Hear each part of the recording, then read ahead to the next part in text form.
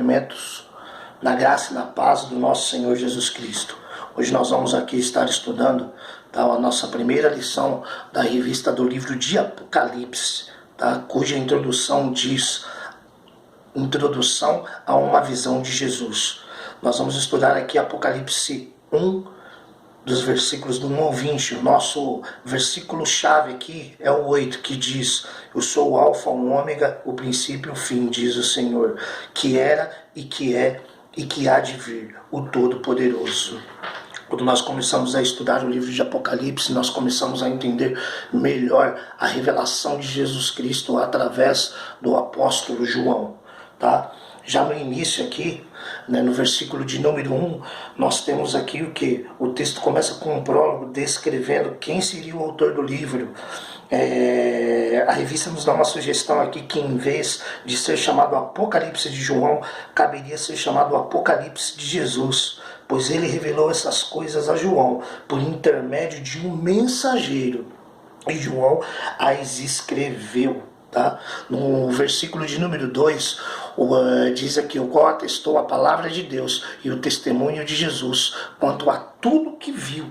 Para os destinatários das cartas, esse tempo provavelmente correspondia à perseguição que os alcançava, que seria seguida da segunda vinda de Cristo. Ele estava ali preparando, ele prepara a igreja, ele começa a incentivar a igreja para a segunda vinda de Cristo. No versículo de número 3, ele começa o quê? Preparar a igreja através do quê? De estar incentivando a igreja. Diz aqui: bem-aventurado aqueles que leem, Está falando aqui, essa faz parte das 7 bem-aventuranças apresentadas no livro, Ela consiste uma bênção àqueles que lê, aquele que ouve, aquele que guarda, respondendo com obediência e fidelidade a tudo que foi revelado. Então ele está dizendo que, você precisa ler, você precisa ouvir, você precisa guardar as palavras desse livro, dessa revelação, respondendo com obediência e fidelidade a tudo que lhe foi revelado. Amém? Depois, no versículo de número 4, aí é uma saudação, e ele começa a falar da carta, Essa saudação é dada a quem? Essa revelação é dada a quem?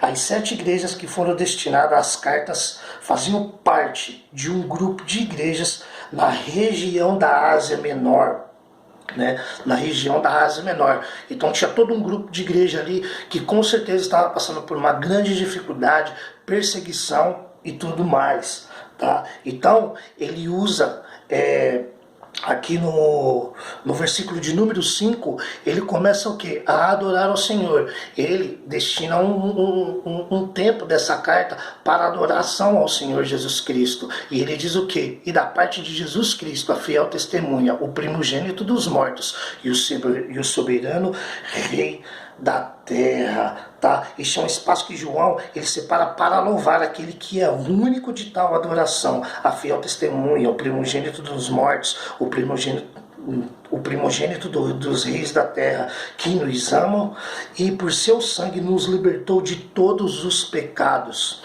E ele continua aqui no versículo de número 7, eis que vem com as nuvens e todo olho verá, até quantos o traspassaram, e todas as tribos da terra se lamentarão sobre ele, certamente.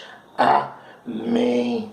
O versículo 7 ele reforça a ideia do retorno de Cristo, tão esperado pelos cristãos, como ele mesmo prometera. Os cristãos eles estavam passando por muita dificuldade, mas eles tinham como base a promessa de Cristo da sua volta, então ele os encoraja. E no versículo de número 8, que é o nosso versículo-chave, que é o que ele diz: Eu sou o Alfa, o Ômega, diz o Senhor, Deus, aquele que é, e que era, e é que há de vir, o Todo-Poderoso. João ele apresenta Deus como o Alfa e o Ômega, como o poderoso, como o grande, como aquele que faz tudo, aquele que está no controle de todas as coisas. Mas aí o que acontece? João ele tem a visão de Cristo glorificado. E diz aqui no versículo 9: Eu, João, irmão vosso e companheiro, na tristeza, na tribulação, no reino e na perseverança em Jesus, Achei-me na ilha chamada Patmos por causa da palavra de Deus e do testemunho de Jesus. E aí começa uma situação aqui. Qual que era o cenário? O cenário era qual? Todos os apóstolos já estavam mortos. Eles já estavam mortos, já eram mártires de Deus, já tinham morrido por estarem proferindo uma palavra do Senhor. E João era o último representante do colégio apostólico, era o último, aquele que andou com Cristo.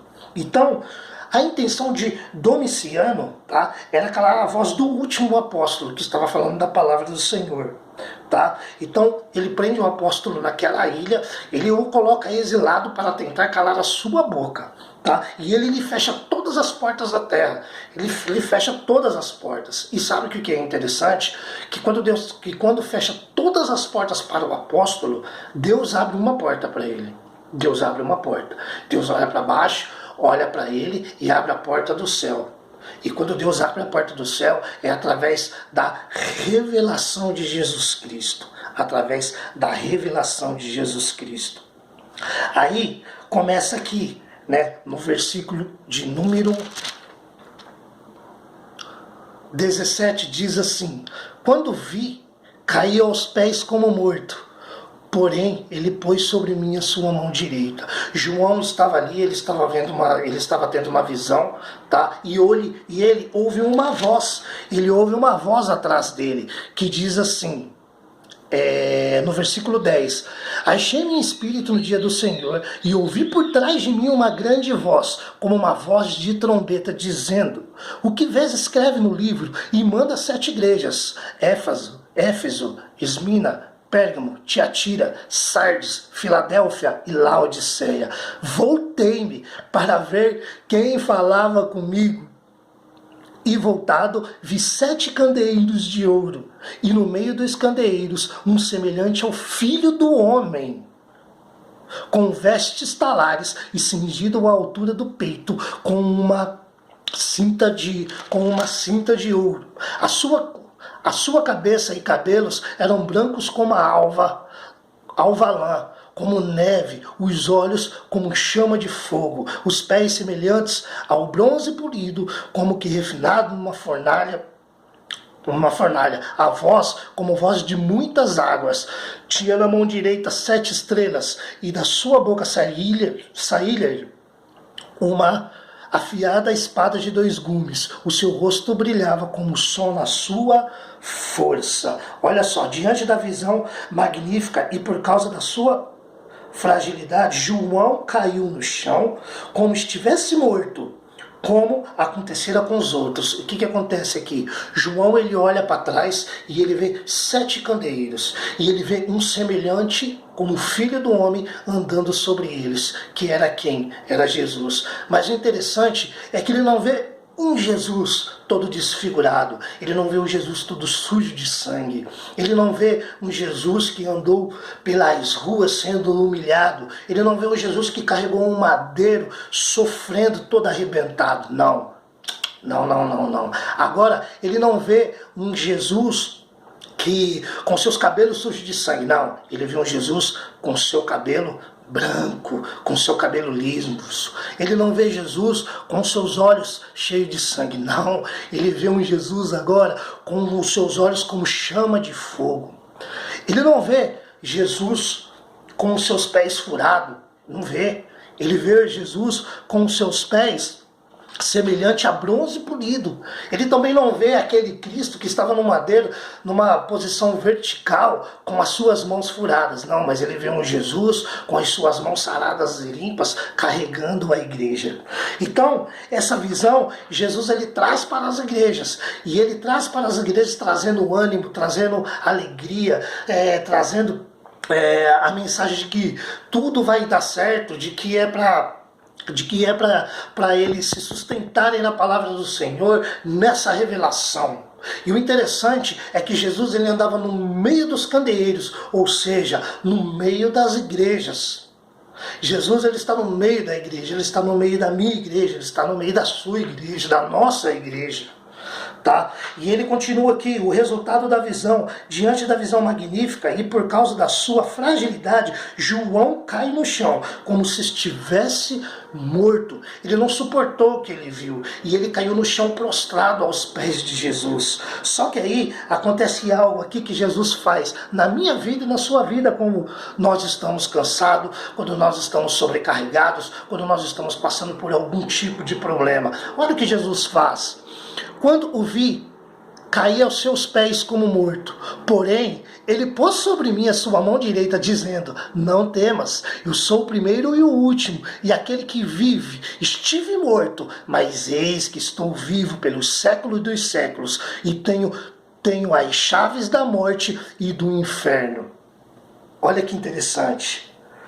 Quando o cristão, quando aquele que ama Jesus, ele se sente fraco, ele se sente prostrado, Jesus o levanta e diz: não temas, não temas. E ele continua aqui, em seguida, Jesus reitera a João a missão de escrever as coisas que houveriam, as que são remetendo-se às realidades da igreja e às que hão de acontecer, podendo significar o tempo, logo de imediato, a confecção do livro, ou a todos os tempos, até o retorno de Cristo, dependendo do método de interpretação adotado. Jesus se identifica dizendo que estive morto, mas eis que estou vivo pelos séculos dos séculos, e eu tenho a chave da morte e tenho a chave do inferno. E no versículo de número 20 diz assim: quanto ao mistério das 7 estrelas que vistes na minha mão direita e aos 7 candeeiros de ouro, as estrelas são os anjos das 7 igrejas, e os 7 candeeiros são as 7 igrejas. O que ele está querendo dizer aqui? Que Jesus, ele está de olho em tudo. Que Jesus sabe tudo o que acontece na minha e na sua vida. Não existe nada oculto para Deus. Deus está de olho em todas as situações. Então, esse primeiro capítulo aqui de Apocalipse, eles nos traz o que? A segurança de que ser um cristão, a segurança de que você estar inserido na igreja, de que você for fiel à palavra do Senhor, fiel à igreja, fiel ao seu ministério, você pode ter certeza que Deus vai te levantar e vai fazer a diferença na sua vida. Eu gostaria que você viesse a ser abençoado através dessa revista. Quero lhe pedir que você não desista dessa revista. Ela é um tanto quanto difícil de estar entendendo, mas você ora, você pede revelação ao Senhor Jesus, você pede para que Ele venha revelar ao seu coração os mistérios desse livro, que você vai ver que você vai ser muito abençoado. E aqui na conclusão diz, o primeiro capítulo consiste na introdução do livro de Apocalipse. Nele fica claro que o livro se trata de uma revelação dada por Cristo, explica como foi escrito, preparando o seu leitor numa perspectiva mais imediata para os 2 capítulos seguintes, em que João escreverá as cartas destinadas à igreja, o comissionou a escrever. Que Deus abençoe sua vida, que você tenha um ótimo domingo. Amém? E nunca se esqueça, continue lendo, continue estudando a palavra do Senhor e continue buscando a Deus na sua intimidade. Amém? Deus abençoe a sua vida.